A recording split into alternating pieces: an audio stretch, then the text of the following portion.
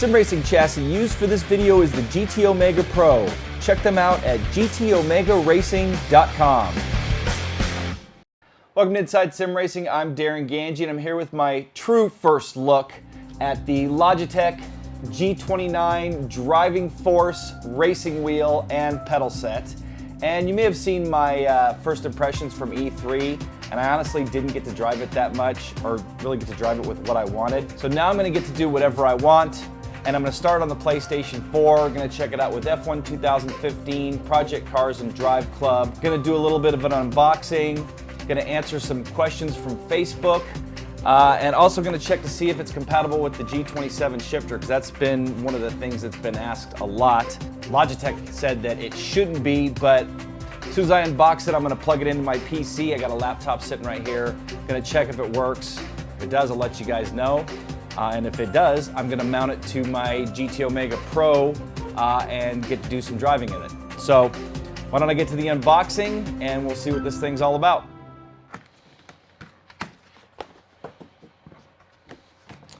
So first up, looks like we got a quick guide, just showing you how to plug everything in. Same as what you get with the G27 as far as plugging it in.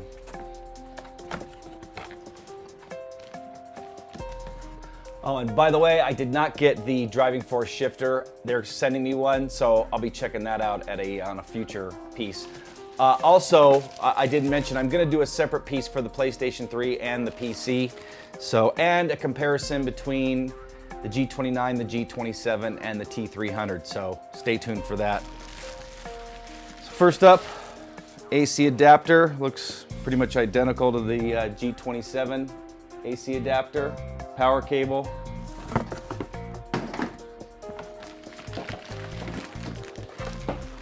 Pedals. Which, as everybody's noticed, look identical to the G27 pedals and the wheel.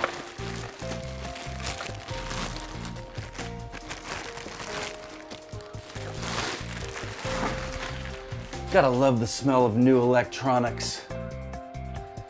So there you have it. Looks like the PS3, PS4 switch is up here. Didn't see that when I was at E3.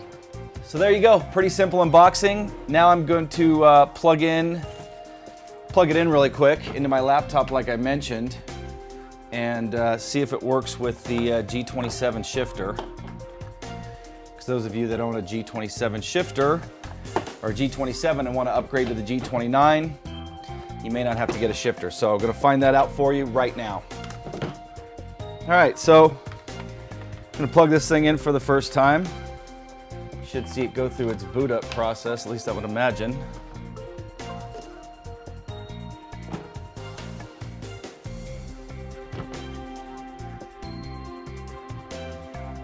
I think we need to put it in PS4 mode.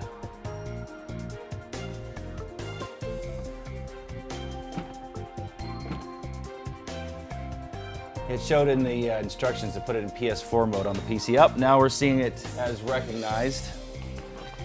So let's see here.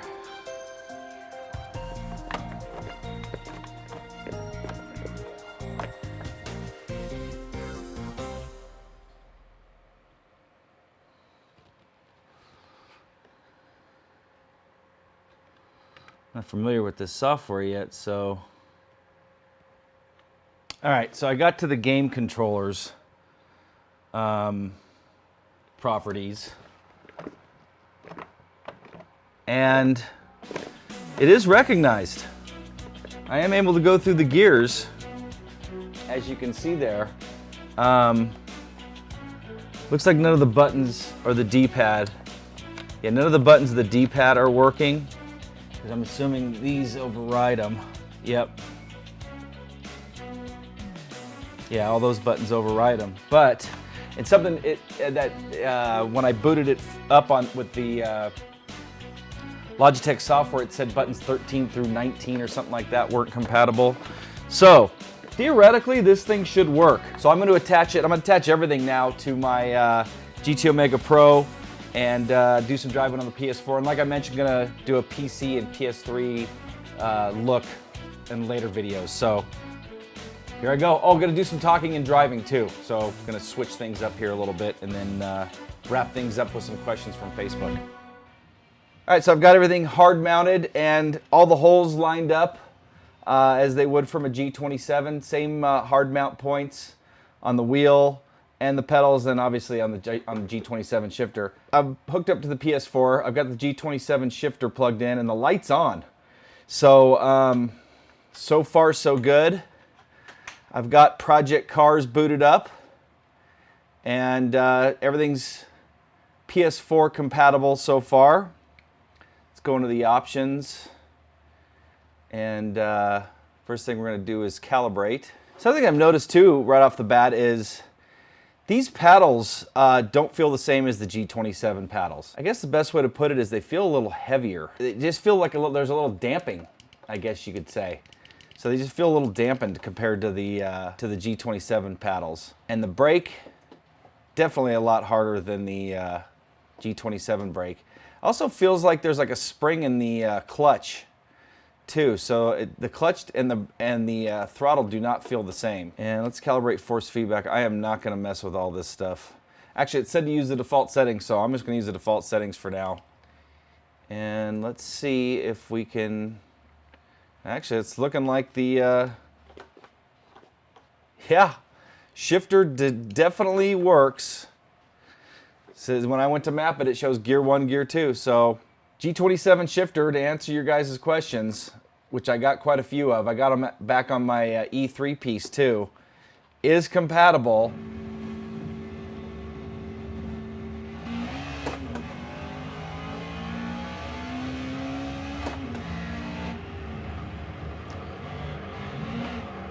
So no question, that shifter is working. So first impressions, good wheel weight. Feels a little notchy, and I'm assuming that's because of the gear drive. You know, one of the questions was about the dead zone. Not really feeling it. I guess it's there a little bit, but I am feeling forces at top dead center. The brake is 100 times better than the stock G27 brake. It's stiff. It's got a good progressive feel.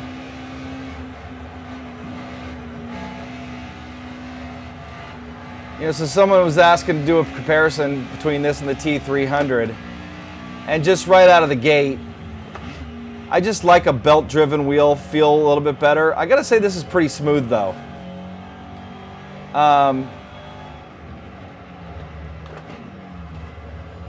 But the G29 pedals versus the stock T300 pedals, G29's got it beat.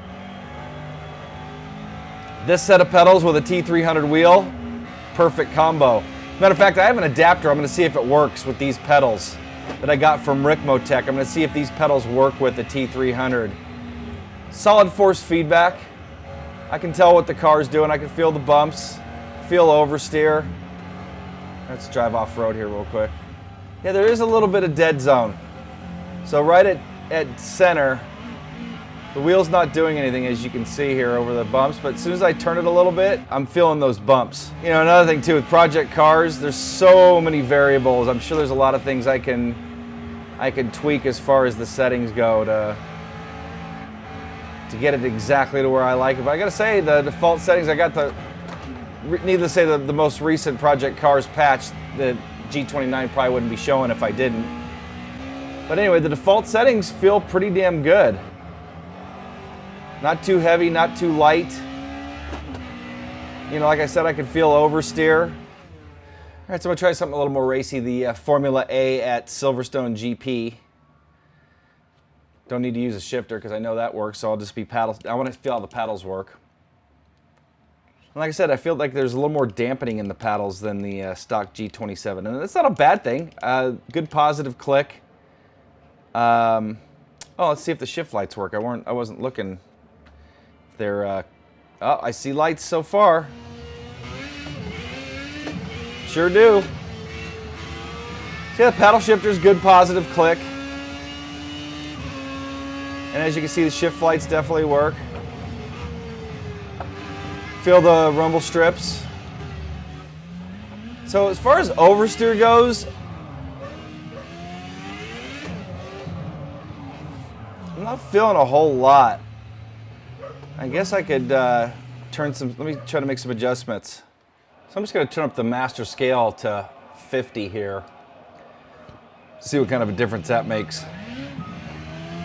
Yeah, I'm not really feeling oversteer. Now that I've got that master scale turned up, I'm definitely hearing some chattering in the wheel too. I can feel it. Getting some oscillation there on the straights, just from the bumps. Actually, if I'm just going dead straight, nothing happens. As soon as I turn the wheel a little bit, it starts to oscillate. So to answer the question about the dead zone, you can kind of feel the oversteer. So I go going straight, the bumps don't affect it, but watch. As soon as I touch it a little bit, it hits the bumps. So, but there's not like a dead zone like there was in the G27 or the G25. If anything, the dead zone's this small. It's tiny. Good center spring feel. All right, so let's head on over to F1 2015 and see what that's all about. So far, it looks compatible. Logitech G29, it's all here. I'm gonna crank everything up to 100. All right, I gotta say, right out of the gate,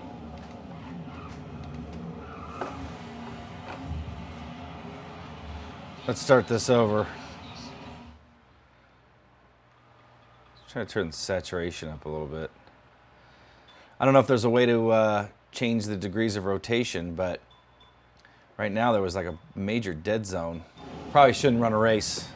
All right, that is not working. Let's go to, I need to get a feel for this. Brakes are locking up pretty much instantly, and I'm feeling a major dead zone. Wheel grip feels identical to the G27, except for the D shape, which there's not much of a D down at the bottom, but I'm actually feeling more understeer with this than I did with Project Cars.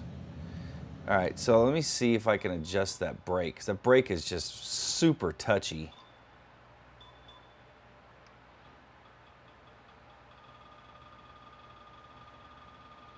Go to 100% saturation here real quick, see how that feels. And I'm gonna add a little brake dead zone. 100% saturation feels a lot better. Yeah, I have no modulation on the brakes at all. And I think if I just add dead zone, it's just gonna go dead zone, full lock. Let's go to 20% here. I'm pushing the brake pedal this much and I'm getting full lockup.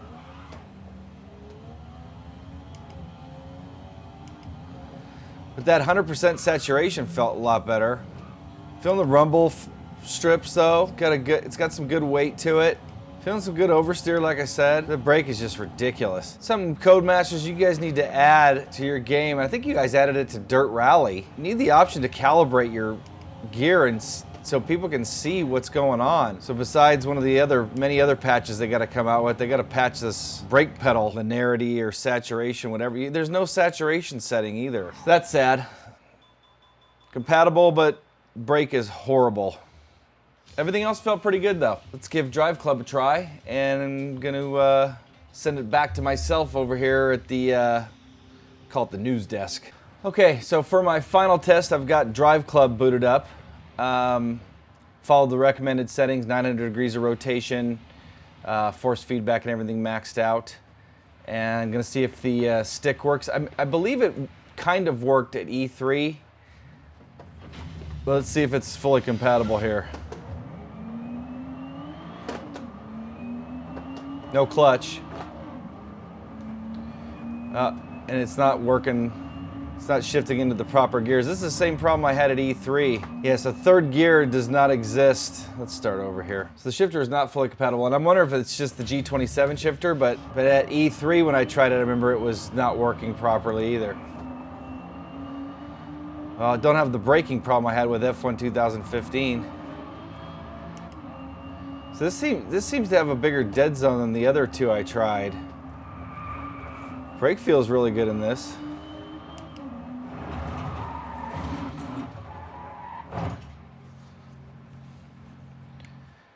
So the crash effects were kind of slow. Didn't really jar the wheel out of my hands. Yeah, I got some dead zone right in this area.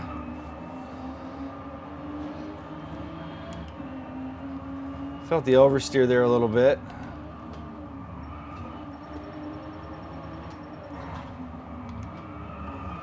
Feel the bumps. Feel more like vibrations. I think that's just inherent of the gear drive. Like when I feel traction loss, I feel like a vibration. Could have more to do with this game too. This isn't known as a simulation with top-notch force feedback, although I enjoyed it. Interesting. So of the three titles, I'd say that felt the worst. And it felt okay, but I definitely liked the way the wheel felt better with F1 2015 and with Project Cars. Project Cars probably being the best out of the gate, even though I wasn't feeling oversteer as much as F1 2015.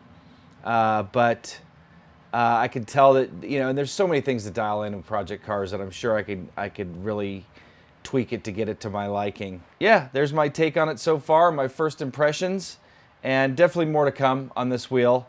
And you know, we'll be doing some comparisons, and gonna have another person join me for this. I'm not gonna mention who he is yet, but you'll see him on the show soon.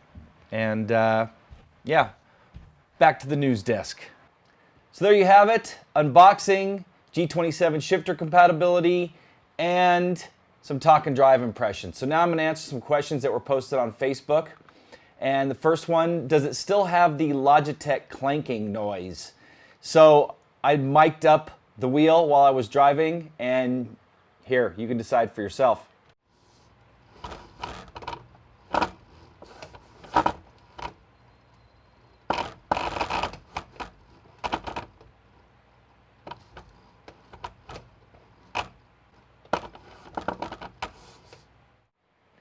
And that question was posted by Tommy Salo. Next from Kevin Joyce, has support been added to PS4 games, and does this allow the G27 to work on the PS4? As you saw, yes, support has been added for the PS4, and from what I've heard, the G27 does not work with any of these games on the PS4. Paul Archibald asked, brakes, dead spot gone. What's it like next to a G27 in person? Is it much of a step up from existing Logitech wheels? What's the software like? So the software, and I'm going to touch on a lot of this stuff on the PC, but basically the software is not just a driver, it's basically like a whole suite, and it doesn't look like in the driver game controllers profilers that you have really much control there, and you have to do it all through that new piece of software. And then as far as the brakes, the brake is much better than stock, very similar to a Nixa mod. And is the dead spot gone?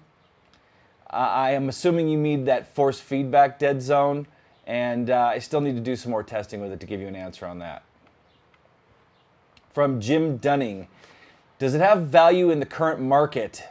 I imagine the G27 is going to start disappearing soon. Once that happens, does the G29 and G920 fit a valid place in the market? I would say that it does. For the price though, and we're going to do a comparison here in the future against the T300, probably the TX against the G920.